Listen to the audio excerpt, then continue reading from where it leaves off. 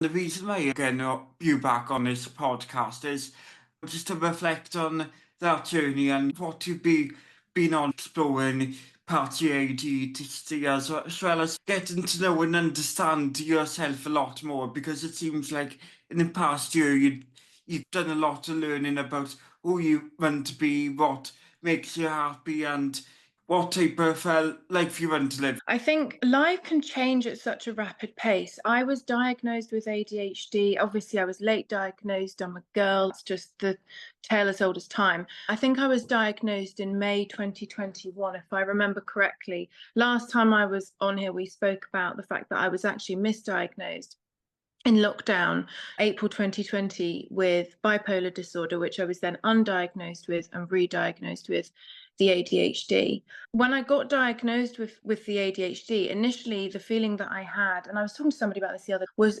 relief. I think if you're misdiagnosed and the diagnosis doesn't feel right, and I'd had issues with the medication as well, when you're diagnosed with something that does feel right, there is this enormous sense of relief. You start to find your community and you start finding your place. However, what I found happened really soon after that was I had an enormous identity crisis. There's this feeling of, oh, when you've got a label or a diagnosis, oh, there's something wrong with me. And I suppose there's also your own internalized stigma against mental health and disability. I think that if you're honest, everybody has some level of internalized stigma or ableism that you're not, it's unconscious bias, isn't it? You're not even really aware of it. And then all of a sudden you're very confronted with it applying to you.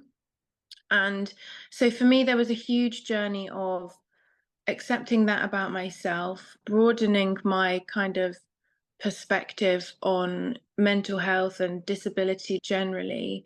But yeah, I had an enormous crash, and that really lasted quite a long time. I had a really challenging, say, 2 or 3 years.